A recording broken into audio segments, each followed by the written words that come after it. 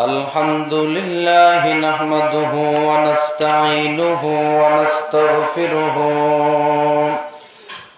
ونؤمن به ونتوكل عليه ونعوذ بالله من شرور أنفسنا ومن سيئات أعمالنا من يهده الله فلا مضل له ومن يضلله فلا هادي له ونشهد أن لا إله إلا الله وحده لا شريك له ونشهد أن سيدنا وسندنا وحبيبنا وطبيبنا وطبيب قلوبنا أرواحنا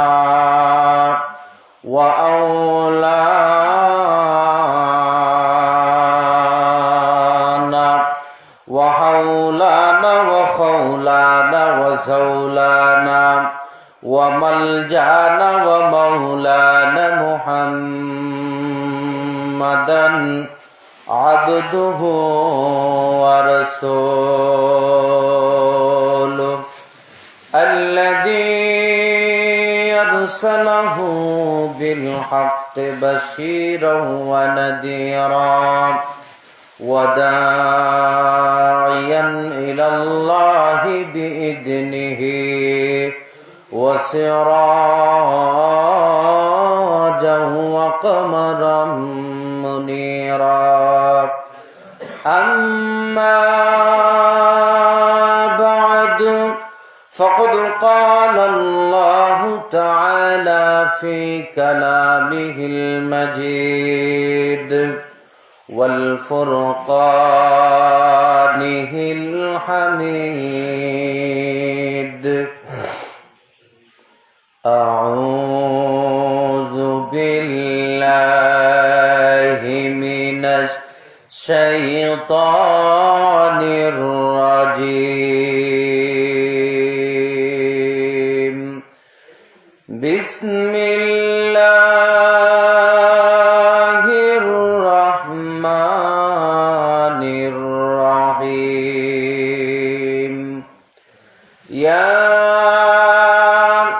أيها الذين آمنوا ادخلوا في السلم كافة ولا تتبعوا خطوات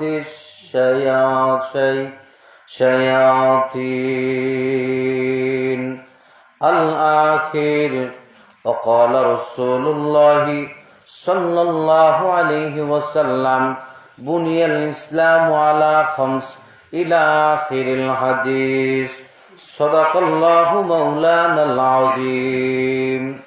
আলহামদুলিল্লাহ, সমস্ত তারিফ ও প্রশংসা সে মহান আল্লাহ সুবহানাহু তাআলার, যিনি আমাদের হায়াতকে দীর্ঘায়ু করে আমাদেরকে সুস্থতা দান করে আল্লাহ সুবহানাহু তাআলার মহান হুকুম পবিত্র সালাতুল জুমা আদায়ের লক্ষ্যে আল্লাহর ঘর বাইতুল্লাহ তথা মসজিদে আসার এবং বসার তৌফিক এনায়েত করে দিলেন। সেজন্য বুক ভরে মুখ ভরে উচ্চ কণ্ঠে আওয়াজ দিয়ে কালিমাতুশ শুকর আদায় করছি। সকলে পড়ছি আলহামদুলিল্লাহ। দরুদ ও সালাম বর্ষিত হোক মানবতার মুক্তির দূত সাইয়্যিদুল মুরসালিন শাফিউল মুজনাবিন ইমামুল মুরসালিন খাতামুন নবীন জনাব মুহাম্মদুর রাসূলুল্লাহ সাল্লাল্লাহু আলাইহি ওয়াসাল্লামের উপর। মুআজ্জাজ হাজিরিন, আমি একটি আয়াতে কারিমা তেলাওয়াত করেছি খুতবায়। আল্লাহ সুবহানাহু তাআলা বললেন, ইয়া আইয়ুহাল্লাযীনা আমানু, হে ঈমানদারেরা, ইয়া আইয়ুহাল্লাযীনা আমানু, হে ঈমানদারেরা, ইত্তাকুল্লাহ, আমি আল্লাহকে ভয় করো, হাক্কা তুকাতিহি, ভয় করার মতো, ওয়ালা তামুতুন্না ইল্লা ওয়া আনতুম মুসলিমুন, আর খবরদার তোমরা মরিও না যতক্ষণ পর্যন্ত তোমরা মুসলমান হও না। আর আমি যে আয়াত তেলাওয়াত করেছি, আল্লাহ বললেন ইয়া আইয়ুহাল্লাযীনা আমানু দুখুলু, হে ঈমানদারেরা, ফিস-সিলমি কাফা, তোমরা ইসলামের মধ্যে প্রবেশ করো পুরাপুরি ভাবে। ওয়ালা তাত্তাবিউ খুতুওয়াতিশ শাইতান ইন্নাহু লাকুম আদুউম মুবিন, তোমরা শয়তানের তরিকা, শয়তানের নীতিমালা, শয়তানের পথ অবলম্বন করিও না, কারণ ইন্নাহু লাকুম আদুউম মুবিন, নিশ্চয়ই সে তোমাদের প্রকাশ্য দুশমন। শয়তান কি আমাদের দুশমন না বন্ধু? এটা মুখ খুলে বলুন, শয়তান কি আমাদের দুশমন নাকি বন্ধু? দুশমন।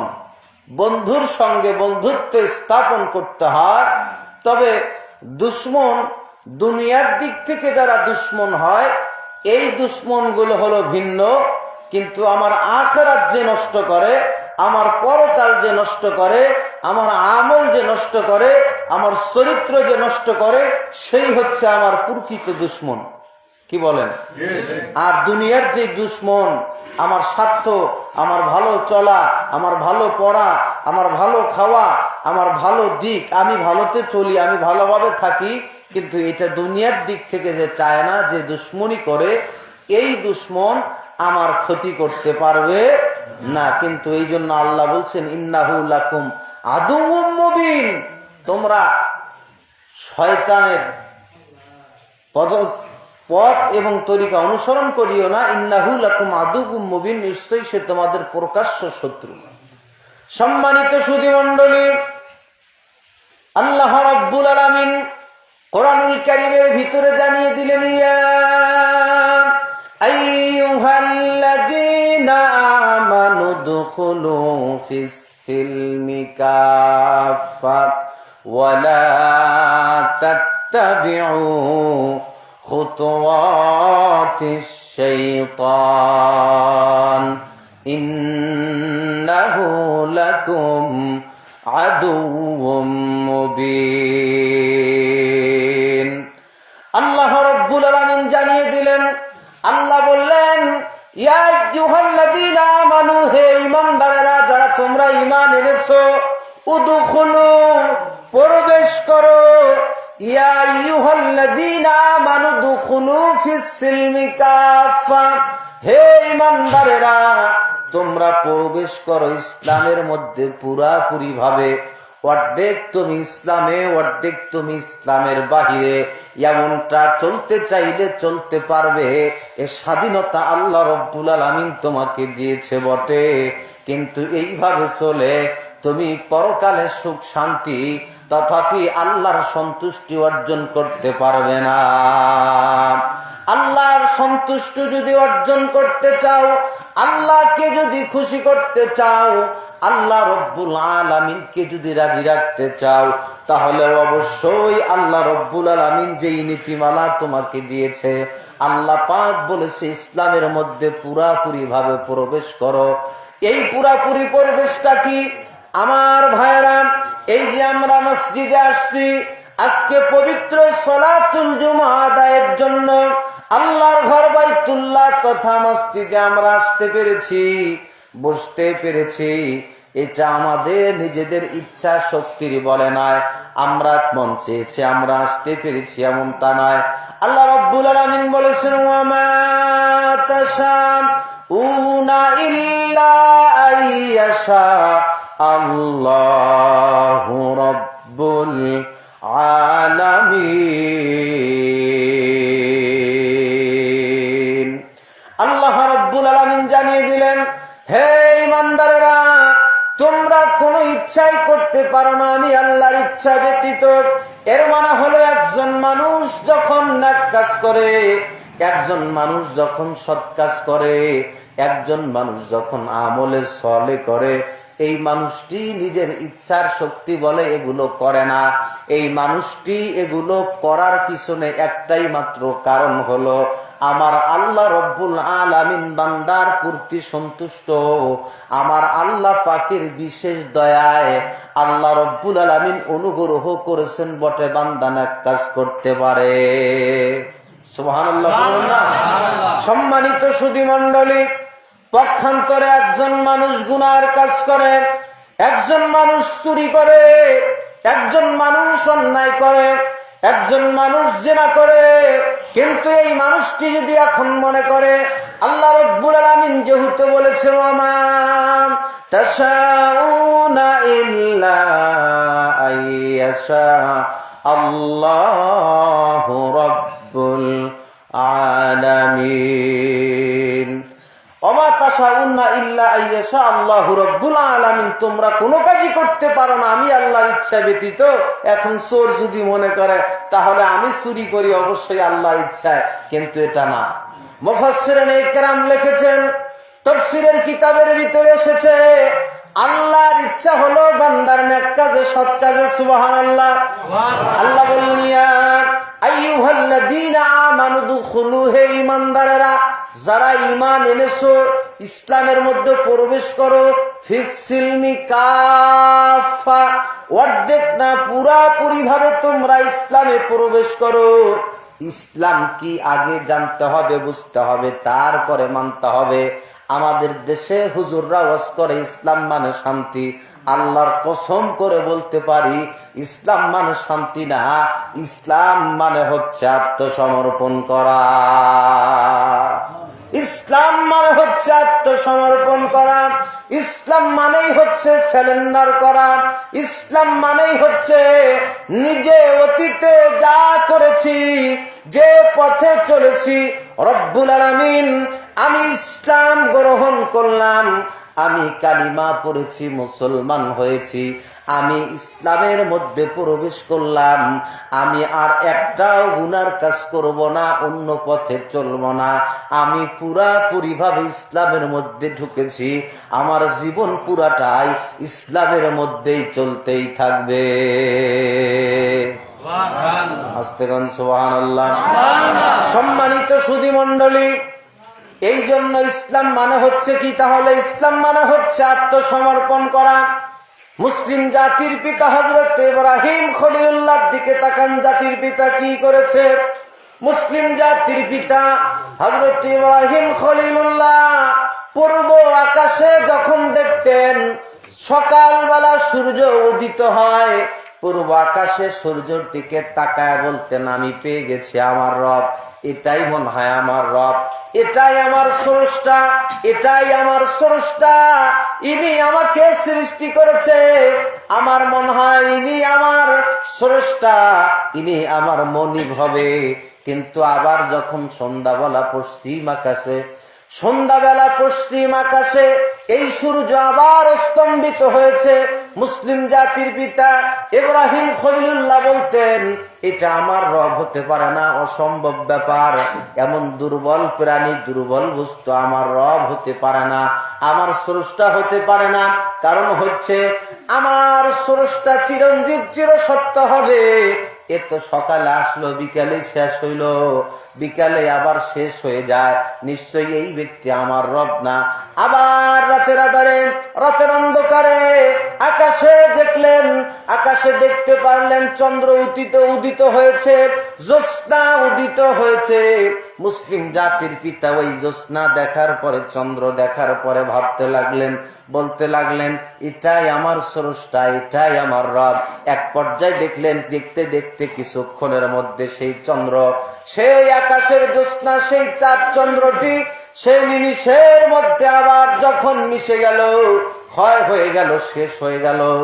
জাতির পিতা বলতে লাগলেন এই ব্যক্তি আমার স্রষ্টা হতে পারে না, কারণ এই ব্যক্তি একটু আগেই আসলো, এখনই আবার হারায় গেল, এই ব্যক্তি আমার রব হতে পারে না। আল্লাহর খলিল হযরত ইব্রাহিম এক পর্যায়ে ভাবতে লাগলেন, গবেষণা করতে লাগলেন। এই জন্য আল্লাহ বলেছেন বান্দা আমাকে নিয়ে তোমাকে ভাবতে হবে না, আমাকে নিয়ে তোমাকে টেনশন করতে হবে না, আমাকে নিয়ে তোমার কোনো চিন্তার পেরেশানের প্রয়োজন নাই। তুমি আমি আল্লাহর সৃষ্টি জগৎ নিয়ে গবেষণা করো, আমি আল্লাহর সৃষ্টি নিয়ে যদি ভাবতে থাকো, অবশ্যই তুমি আমি আল্লাহ রব্বুল আলামিনের পরিচয় পেয়ে যাবে। সুবহানাল্লাহ। সম্মানিত সুধী মণ্ডলী, মুসলিম জাতির পিতা কি বললেন? মুসলিম জাতির পিতা দেখলেন, মুসলিম জাতির পিতা বললেন, ইন্নী ওয়াজ্জাহাতু ওয়াজহিয়া লিল্লাযী ফাতারাস সামাওয়াতি ওয়াল আরদা হানিফাও ওয়া মা আনা মিনাল মুশরিকিন। মুসলিম জাতির পিতা হযরত ইব্রাহিম খলিলুল্লাহ এক পর্যায়ে ডাক দিয়ে বললেন, রব্বুল আলামিন, আমি পেয়ে গেছি আমার রবকে, আমি পেয়ে গেছি আমার স্রষ্টাকে। ও আল্লাহ, আমি শিরিক করি নাই, আমি মুশরিকদের অন্তর্ভুক্ত নই। আল্লাহ, আমি মুশরিক নই, আমি শিরিক করি নাই, আমি মুশরিকদের অন্তর্ভুক্ত নই। আমি পেয়ে গেছি আমার রবকে, আমি পেয়ে গেছি আমার স্রষ্টাকে। আসলামতু লিল্লাহি রাব্বিল আলামিন। মুসলিম জাতির পিতা বললেন, আমি আত্মসমর্পণ করলাম, আমি স্যালেন্ডার করলাম, আমি আত্মসমর্পণ করলাম, স্যালেন্ডার করলাম, আমি ইসলামের কাছে স্যালেন্ডার করলাম, আমি ইসলাম গ্রহণ করলাম। আমি আমার রব পেয়ে গেছি, আমার স্রষ্টা পেয়ে গেছি, আমার স্রষ্টার পরিচয় আমি পেয়ে গেছি। জাতির পিতা আত্মসমর্পণ করেছেন। আসলামতু লিল্লাহি রাব্বিল আলামিন, জগৎ সমূহের প্রতিপালক রব্বুল আলামিনের কাছে আত্মসমর্পণ করেছে। ও মুসলমান, দুনিয়ার জিন্দেগিতে যদি তোমার আমার নামে যদি মামলা হয়, হামলা হয়, জেল হয়, জুলুম হয়, জরিমানা হয়, অবশ্যই স্যালেন্ডার করতে হয়, অবশ্যই আত্মসমর্পণ করতে হয়। বাঁচতে চাইলে, ওই মামলার থেকে বাঁচতে চাইলে, জেল জুলুম থেকে, অত্যাচার থেকে বাঁচতে চাইলে আত্মসমর্পণ করতে হয়। এক পর্যায়ে নিজেকে স্যালেন্ডার করে সেই জায়গা থেকে বেরিয়ে আসতে হয়। রব্বুল আলামিন বলেছে, বান্দা, তুমি ঈমান এনেছো, তাসদিক বিল জিনান, ইকরার বিল লিসান, আমাল বিল আরকান। তিনটি জিনিসের সমন্বয় হচ্ছে ঈমান। এক নম্বর হলো তাসদিক বিল জিনান, অন্তরে বিশ্বাস স্থাপন করার নাম। এক নম্বর হচ্ছে তাসদিক বিল জিনান, অন্তরে কলবে বিশ্বাস স্থাপন করা, আল্লাহর প্রতি ঈমান আনা। দুই নম্বর হচ্ছে, এক নম্বর তাসদিক বিল জিনান, দুই নম্বর ইকরার বিল লিসান, মুখ দিয়ে সাক্ষ্য দেওয়া লা ইলাহা ইল্লাল্লাহু মুহাম্মাদুর রাসূলুল্লাহ। আবার পড়ুন, লা ইলাহা ইল্লাল্লাহু মুহাম্মাদুর রাসূলুল্লাহ। এক নম্বর হচ্ছে সাল্লাল্লাহু আলাইহি সাল্লাম, এক নম্বর হচ্ছে তাসদিক বিল জিনান, কলবে বিশ্বাস স্থাপন করা। দুই নম্বরে হচ্ছে ইকরার বিল লিসান, মুখে সাক্ষ্য দেওয়া রব্বুল আলামিন, আমি তোমার প্রতি ঈমান আনলাম। তিন নম্বরে হচ্ছে আমাল বিল আরকান, কাজে প্রমাণিত করা। একজন মুসলমান ঈমান আনার পরে সর্বপ্রথম তার উপর নামাজ ফরজ হয়, এরপরে পর্দা ফরজ হয়, এরপরে এক পর্যায়ে রমজান আসলে রোজা ফরজ হয়, যাকাত দেওয়ার সামর্থ্য থাকলে যাকাত ফরজ হয়, এরপরে মক্কা মদিনা সফর করার অর্থ থাকলে, টাকা পয়সা থাকলে হজ ফরজ হয়। এমনি ভাবে আল্লাহ রাব্বুল আলামিনের পয়গম্বর বলেছেন, বুনিয়াল ইসলামু আলা খামস ইলা আখিরিল হাদিস। নবীজি বলেছেন, ইসলামের মূল স্তম্ভ হচ্ছে পাঁচটি, কালিমা, নামাজ, রোজা, হজ, যাকাত। এই পাঁচ স্তম্ভ হচ্ছে ইসলামের মূল খুঁটি, মূল ভিত্তি হচ্ছে পাঁচটি। এই পাঁচটি স্তম্ভ, পাঁচটি মূল খুঁটি, মূল ভিত্তি, এটাকে একজন মুসলমানকে আঁকড়ে ধরতে হবে। আর আল্লাহ রাব্বুল আলামিন বললেন, ইয়া আইয়ুহাল্লাযীনা আমানু দুখুলু ফিস সিলমি কাফা ওয়ালা তাত্তাবিউ খুতুওয়াতিশ শাইতান ইন্নাহু লাকুম আদুউম মুবিন। আল্লাহ বললেন, ইমানদারেরা যারা ঈমান এনেছো, ঈমানদার যারা তোমরা ঈমান এনেছো, শুধুমাত্র মুখে আমি লা ইলাহা ইল্লাল্লাহ পড়ব আর নিজেকে ঈমানদার মনে করব, কিন্তু আল্লাহর হুকুমগুলো মানব না, আল্লাহর বিধান মানব না, আদেশকে আদেশ হিসাবে নিষেধকে নিষেধ হিসাবে গ্রহণ করব না, ইয়ার নাম ঈমানদার হতে পারে না। ঠিক না বেঠিক? সম্মানিত সুধী মণ্ডলী, এই জন্য অন্তরেও বিশ্বাস থাকতে হবে, মুখে উচ্চারণ থাকতে হবে, আমলে কাজে প্র্যাকটিক্যালে দেখা দিতে হবে আমি ঈমানদার। আল্লাহু আকবার কোন। সম্মানিত সুধী মণ্ডলী, আমানতু বিল্লাহি ওয়া মালাইকাতিহি, আমানতু বিল্লাহ, আমি ঈমান আনলাম আল্লাহর প্রতি, আমানতু বিল্লাহি ওয়া মালাইকাতিহি, ঈমান আনলাম ফেরেশতা মণ্ডলীদের উপর, আমানতু বিল্লাহি ওয়া মালাইকাতিহি ওয়া কুতুবিহি, আসমান থেকে রব্বুল আলামিন যত কিতাব দিয়েছে কিতাবের প্রতি, আমানতু বিল্লাহি ওয়া মালাইকাতিহি ওয়া কুতুবিহি ওয়া রুসুলিহি, এবং সমস্ত নবী রাসূলদের উপর, আমানতু বিল্লাহি ওয়া মালাইকাতিহি ওয়া কুতুবিহি ওয়া রুসুলিহি ওয়াল ইয়াউমিল আখির, আমি আল্লাহর উপর ঈমান আনলাম, ফেরেশতা মণ্ডলীর প্রতি ঈমান আনলাম, আমি আখিরাতের প্রতি ঈমান আনলাম, পরক কিতাবের প্রতি ঈমান আনলাম, নবী রাসূলদের প্রতি ঈমান আনলাম, পরকালের প্রতি ঈমান আনলাম। এই রকম করে যতগুলি শাখা রয়ে গেছে, বিশেষ করে এই শাখাটির উপরে বিশ্বাস স্থাপন রাখতে হবে, আল্লাহর প্রতি ঈমান থাকতে হবে, ফেরেশতাদের প্রতি ঈমান থাকতে হবে, রাসূলের প্রতি ঈমান থাকতে হবে, আসমান থেকে আল্লাহ যে কিতাব নাজিল করেছে এই কিতাবের প্রতি ঈমান আনতে হবে, এবং পরকালে বিশ্বাসী হতে হবে, তার উপরে ঈমান আনতে হবে। আখিরাত পুনরুত্থান দিবস, যেদিন আবার আমাদেরকে দাঁড়াতে হবে, সমস্ত মানুষ যে কিয়ামতের মাঠে দাঁড়ায় যাবে, ওই আখিরাত পরকাল জিন্দেগির প্রতি ঈমান আনতে হবে। এরপরে হচ্ছে আমার হায়াত, আমার মউত, এবং আমার রিজিক, আমার তকদির, ভালো আর মন্দ সব কিছুর মালিক একমাত্র বলুন তোকে। আমার তকদির, আমার রিজিক, আমার ভালো, আমার মন্দ, আমার বেঁচে থাকা, আমার মরে যাওয়া, আমার জীবনের সব কিছুর মূলে হচ্ছে আমার রব, আমার স্রষ্টা, সেই রব্বুল আলামিনের প্রতি ঈমান আনতে হবে। ও মুসলমান, এই ঈমানের উপরে মজবুত থাকতে হবে। আর আল্লাহ বললেন, ঈমানদারেরা তুমি এই সবগুলির প্রতি ঈমান আনলা, মুখেও তুমি উচ্চারণ করলা, অন্তরেও তুমি বিশ্বাস স্থাপন করেছো, ভালো কথা।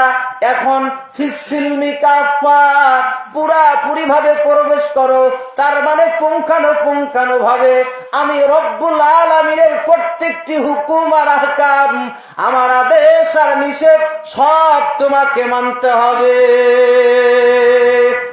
এই হুকুম কার? নির্দেশ কার? মুখ খুলে বলুন, এই নির্দেশ কার? আল্লাহর নির্দেশ যদি হয় ঈমানদার, অবশ্যই আল্লাহর নির্দেশকে মানতে হবে, তা না হলে ঈমানদার হতে পারবে না। ঈমানদার হওয়ার সুযোগ নাই শুধুমাত্র পাঞ্জাবি দিয়া, পাগড়ি টুপি দাড়ি দিয়া, শুধুমাত্র রমজানের রোজা দিয়া, শুধুমাত্র, আমি কিন্তু একটা একটা করে বলতেছি, শুধুমাত্র হজ দিয়া, শুধুমাত্র যাকাত দিয়া, শুধুমাত্র নামাজ দিয়া, আপনি শুধুমাত্র বলছি মানে একটা মানেন আর একটা মানেন না, এইরকম একটার উপরে বিশ্বাস স্থাপন করবেন আর একগুলো মানবেন না, একটার উপরে আমল করবেন আর একগুলো মানবেন না, আর এইভাবে চলবেন, আর আপনি নিজেকে ঈমানদার দাবি করলে কি হবে? আল্লাহ বলছেন ও মুমিন হতে পারবে না। ওয়া মিনান নাসি মান ইয়াকুলু আমান্না বিল্লাহি ওয়া বিল ইয়াউমিল আখিরি ওয়া মা হুম বিমুমিনিন। আল্লাহ রাব্বুল আলামিন বলেছে, আল্লাহ পাক বললেন ওয়া মিনান নাস, পৃথিবীতে মানুষদের মধ্যে এমন কিছু মানুষ রয়ে গেছে, ওয়া মিনান নাসি মান ইয়াকুলু আমান্না, যারা বলে আমরা ঈমান আনলাম মানুষেরা বলে আমরা ঈমান এনেছি। ওয়ামিনান নাসি মান ইয়াকুলু আমান্না বিল্লাহ, আমরা ঈমান এনেছি আল্লাহর প্রতি। ওয়ামিনান নাসি মান ইয়াকুলু আমান্না বিল্লাহি ওয়া বিল ইয়াউমিল আখির, অতঃপর পরকালের প্রতি ঈমান এনেছি, আমরা ঈমানদার। কিন্তু আল্লাহ বললেন ওয়ামা হুম বিমুমিনিন, রব্বুল আলামিন জানিয়ে দিলেন ওরা মুখে ঈমানদার দাবি করলে কি হবে? আমি আল্লাহ বললাম ওরা মুমিন না, ওরা হচ্ছে 1 নম্বরের মুনাফিক। তাহলে আজকেও আমাদের সমাজে যেই সমস্ত মানুষগুলো আল্লাহর হুকুম মানে না, আল্লাহর আহকাম মানে না, আল্লাহর বিধান মানে না, আল্লাহ রব্বুল আলামিন যেই নির্দেশ দিয়েছেন এই নির্দেশ যেই ব্যক্তি মানতে চায় না, এই রকম ব্যক্তিরা আবার নিজেদেরকে ঈমানদার দাবি করলে কি হবে? আল্লাহ বলেছে ও কোনোদিনও ঈমানদার হতে পারবে না। ঈমান আনতে হবে, কাজে বাস্তবায়িত করতে হবে।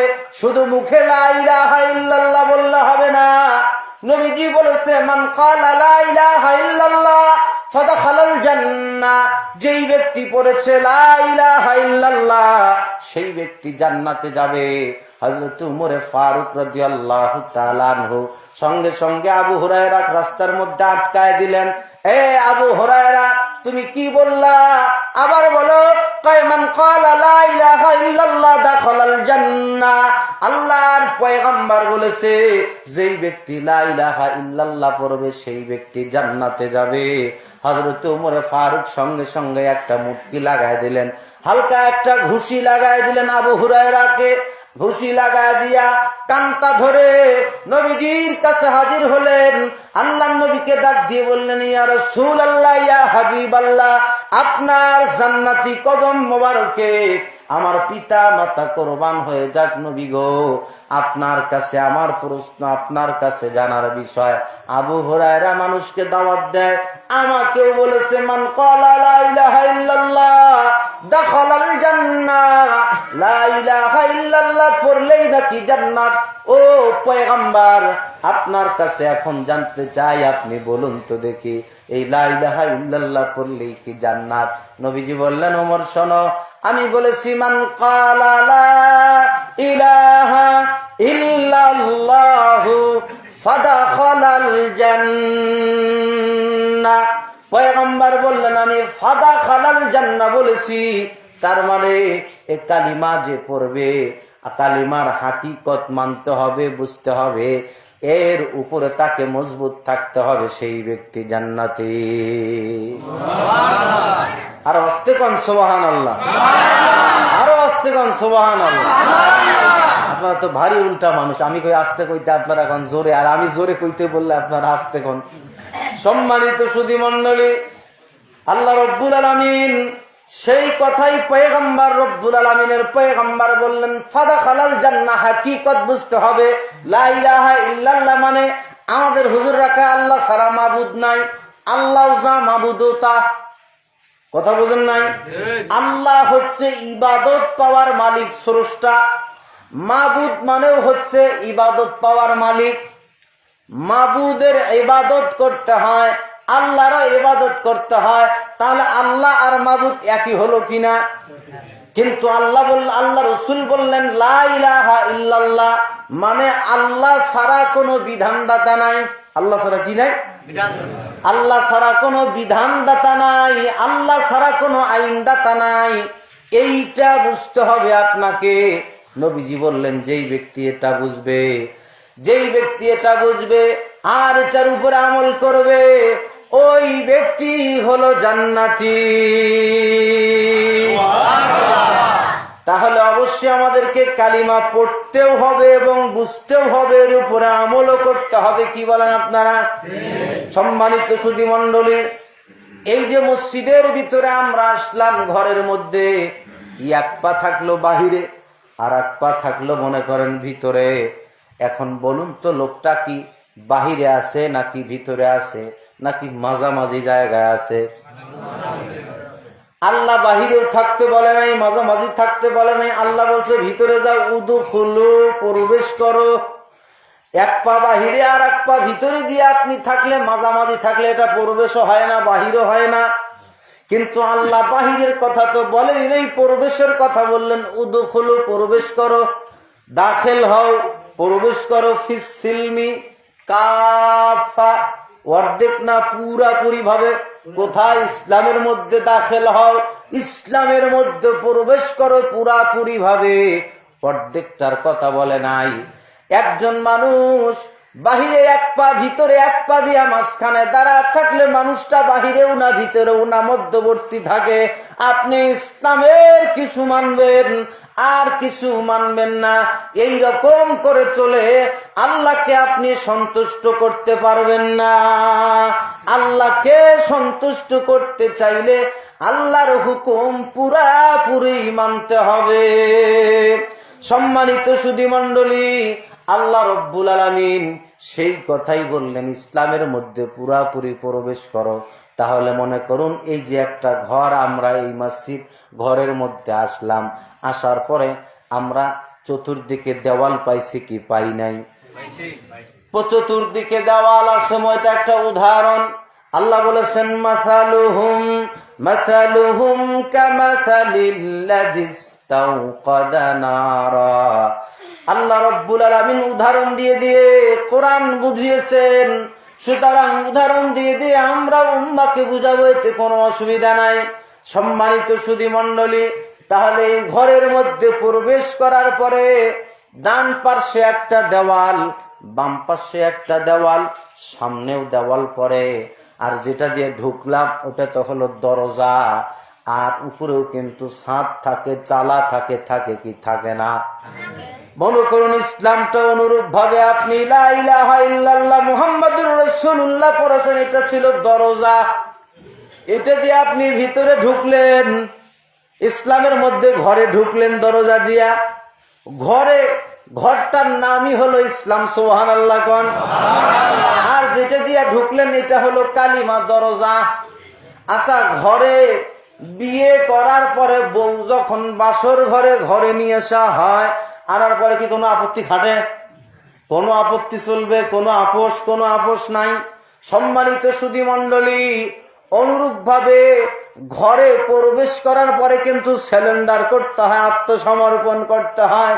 বিয়ের পরে একজন স্ত্রী তার স্বামীর কাছে প্রথম রাতেই স্যালেন্ডার করে, বাসর রাতে। কি বলেন? যারা বিয়ে করছেন তারা কোন অন্তত কি ঠিক না বেঠিক? যারা বিয়ে করে না ওরা তো জানে না। সম্মানিত সুধী মণ্ডলী, তাহলে এই যে ইসলাম এই নামক এই ঘরের মধ্যে আমরা প্রবেশ করলাম কালিমা নামক দরজা দিয়া। এই ঘরে যাওয়ার পরে আমরা স্যালেন্ডার কার কাছে করব? ঘরের মালিককে। আরো আসতে কোন? ঘরের মালিককে, আল্লাহ। আল্লাহর কাছে স্যালেন্ডার করতে হবে। ও মুসলমান, আল্লাহর কাছেও স্যালেন্ডার করলাম। এখন ডান পাশে ঢুকেই যে দেওয়াল পাইলাম, এটা হলো নামাজ। প্রথমে ঢুকলাম হলো কালিমা, দরজা। আর যে ঘরটা ঢুকছি ওটা হলো ইসলাম। আর স্যালেন্ডার করলাম ঘরের মালিক আল্লাহ। আর আমরা আল্লাহর কাছে স্যালেন্ডার করলাম, ইসলামে ঢুকলাম, এই জন্য আমরা হইলাম মুসলিম। কি বুঝতেছেন? মনে হয় বুঝতেছেন না। কালিমা নামক দরজা দিয়া ঘরে প্রবেশ করলাম, ঘরের নাম ইসলাম, ঘরের মালিকের নাম হচ্ছে আল্লাহ। তার কাছে স্যালেন্ডার করলাম, আত্মসমর্পণ করলাম, আর করেই আমরা হইলাম মুসলিম। সুবহানাল্লাহ, সুবহানাল্লাহ। সম্মানিত সুধী মণ্ডলী, এরপরে ডান পার্শ্বে যে দেওয়াল পাইলাম এটা হলো নামাজ। কি পাইলাম? কথা বলেন। আপনাদের কথা বলতে হবে, কথা বলে অসুবিধা আছে? কোনো অসুবিধা? সারাদিনে তো মেলা গল্প হয়, বকবক অনেকেই অনেক বেহুদা ফেতলা বকবক অনেক করি রাস্তাঘাটে। মসজিদে একটু কথা বললে অসুবিধা কি? সম্মানিত সুধী মণ্ডলী, তাহলে ডান পাশে যে দেওয়াল পাইলাম, বাউন্ডারি পাইলাম বা বেড়া পাইলাম, এটা কি? নামাজ।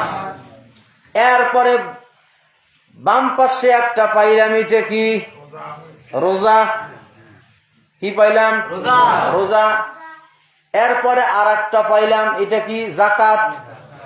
উপরে যেটা পাইলাম ওটা হলো হজ। তাহলে পুরোপুরি ভাবে ইসলাম পাওয়া গেছি। বুনিয়াল ইসলাম আলা খামস, নবীজি বললেন 5টি স্তম্ভ, কালিমা, নামাজ, রোজা, হজ, জাকাত। মানে জাকাত হজ হবে, কিন্তু সুর মিলাইতে আগে হজ করে পরে জাকাত। সম্মানিত সুধী মন্ডলী, তাহলে অনুরূপ ভাবে আমরা মোটামুটি ধারণা আজকে পাইলাম ইসলাম কি, কিছুটা বুঝতে পারছি তো আমরা কি, কিছুটা বুঝতে পারছি তো। ইসলাম যেহেতু আমরা বুঝতে পারছি, তাহলে এখন এই ইসলাম মানার দরকার আছে না নাই? দরকার নাই? কারণ আমাদের তো বাঁচি থাকবেন, বহুদিন বাঁচবেন নাকি, মরবেন কি? বুকত হাত দিয়ে একজন ব্যক্তি কারণ হুজুর আমি মরবো না, খালি বুকে হাত দেখান যে আমি জীবনে মরবো না, যা আছে সব আমি লিখে দেবো আপনার নাম, কোন যে মরবো না, যদি আপনি বাঁচি থাকেন আমি সব লিখে দেবো। সম্মানিত সুধী মন্ডলী, প্রত্যেকটা মানুষকেই মরতে হবে, কি বলেন? আর এই জন্য আল্লাহ পাক পরের আয়াতে কি বললেন?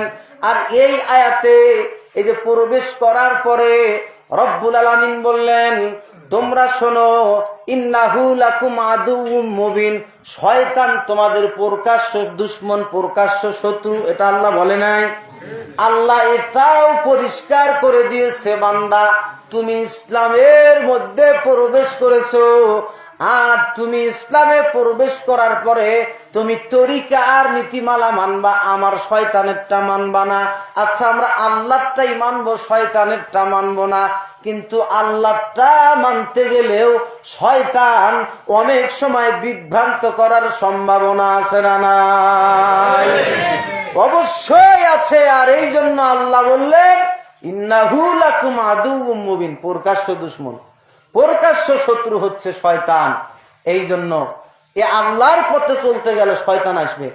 শয়তান জিনের মধ্যেও আছে, মানুষের মধ্যেও আছে। মানুষের মধ্যে শয়তান নাই? যদি আজান হয়, যেটা কবে আপনি বলবেন যে ভাই সামনে মসজিদ নামাজ পড়বো, আজান দিয়েছে, ও যদি বলে না হ্যাঁ অনেক সময় আছে, আরো পরে পড়বো, বুঝবেন এটাই হলো শয়তান।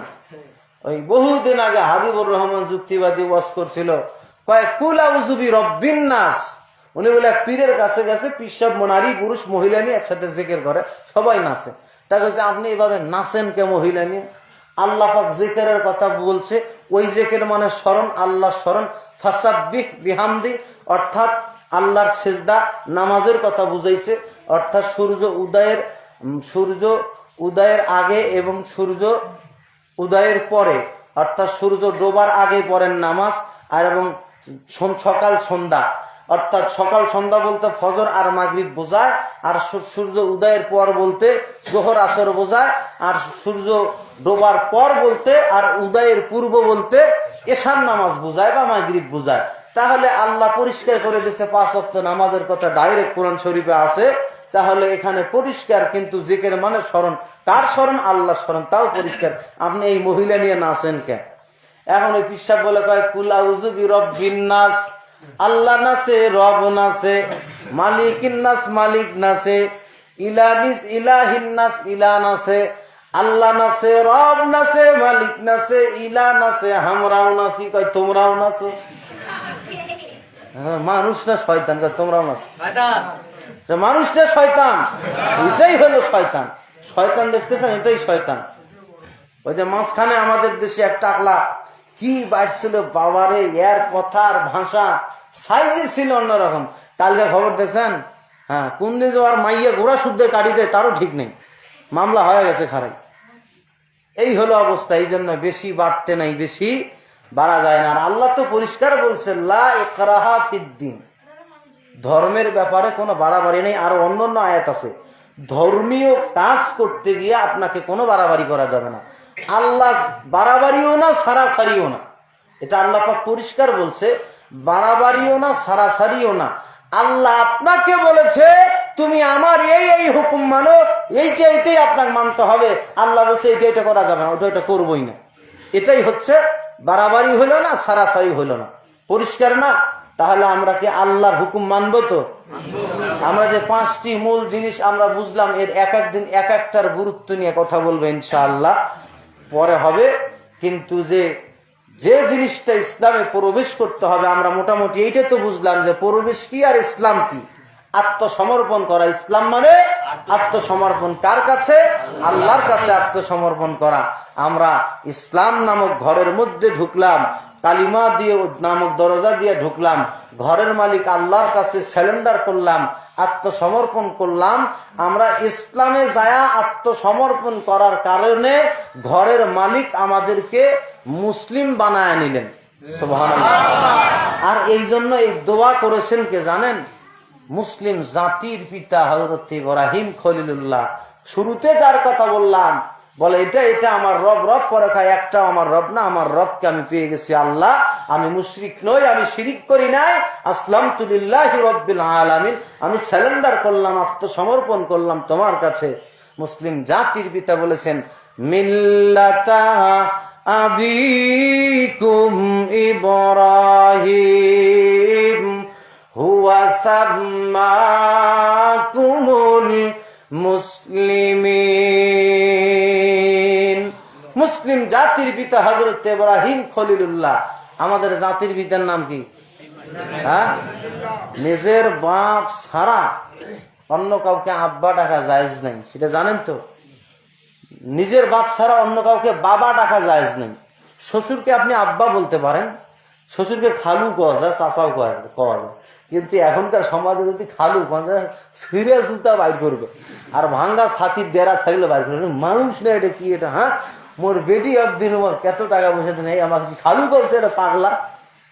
মানে এমনিতে জামাই শ্বশুর রাস্তা দিয়ে যাইতে যাইতে এখন মাও কইছে আর মাপও কইছে, শোন তুই তো কথা কম কস, কথা কম কইস, তোর বাড়ির থেকে তোর শ্বশুর শাশুড়ি বিচার দিয়েছে, তো এই বাসে যাবো না, কথাবার্তা গল্প সল্প করবো। ঠিক আছে। রাস্তা দিয়ে যাইতে যাইতে এক পর্যায়ে জামাই শ্বশুরের হাত ধরছে, শ্বশুর হাত ঝাড়ে, হে তোর কি আক্কেল জ্ঞান নাই, তুই কোন মাসের সওয়ার, আমি হয়তো শ্বশুর, তুই আমার হাত ধরি রাস্তা দিয়ে হাত পেরেছিস, আমি কি তোর দুলে ভাই নাকি? শ্বশুরের মানুষ রাস্তা দিয়ে হাত ধরি হাঁটে। এরপরে হাত ছাড়া দিয়েছে, এরপরে যাইতে যেতে কিছু যার পরে দেখে একটা খাল, মানে বিশাল গভীর, যে আপনাদের সামনে খাল গভীর, তো এরকম একটা খাল গভীর দেখার পরে ডাক বেরেক দিছে ওই জামাই দিয়ে, আব্বা, মানে শ্বশুর করতেছে আব্বা, কয় কি হইলো আবার? শ্বশুর মনে মনে কয় বেরেনটা যে আবার কি করে, কয় কি হইলো? কাছা এই পুকুরের মাটি কই গেল? পুকুরের মাটি, কয় হ্যাঁ যে এত গভীর, এখানে এই জায়গার মাটি গেল কই? কয় অর্ধেক তোর বাপে খাইছে, অর্ধেক আমি খাইছি, আর আমি খাইছি জন্য তোর মতো গাদার সাথে মেয়ে বিয়ে দিছি। তা এরকম হলো অবস্থা। এই জন্য শ্বশুরকে আবার এরকম কিছু পাওয়া যাবে না, জায়েজ আছে, জায়েজ আছে যে খালু বা চাচা এগুলো ডাকা যায়, তবে আব্বা বলা যাবে, বাবা বলা যাবে না। শ্বশুরকে শ্বশুরকে আব্বা বলা যাবে, বাবা বলা যাবে না, কারণ বাবা তো হচ্ছে আপনার জন্মদাতা পিতা। আর নিজের বাবা যদি কাছে দাঁড়ায় থাকে আর ওই মুহূর্তে নিজের ছোট্ট একটা বাচ্চাকে আব্বু আব্বু করে আদর করা, ডাকাটাও নিষেধ। এটা হলো ওলামায়ে উম্মতের ইস্তেহাদ, এবং এটা হাদিস শরীফের আলোকেই বলা হয়েছে যে নিজের বাপ যদি দাঁড়ায় থাকে, নিজের বাচ্চাকে ওই মুহূর্তে বেশি আব্বা আব্বা করা যাবে না, কারণ হলো বাপ আঘাত পাইতে পারে, কি বাপ কষ্ট পাইতে পারে, কি বলেন? আরে কথা কয় না, ঠিক না? হ্যাঁ, আসুন তাহলে আর কথা বাড়াই না, এখানেই শেষ করতেছি। তাহলে আপনারা মসজিদে আগে ভাগে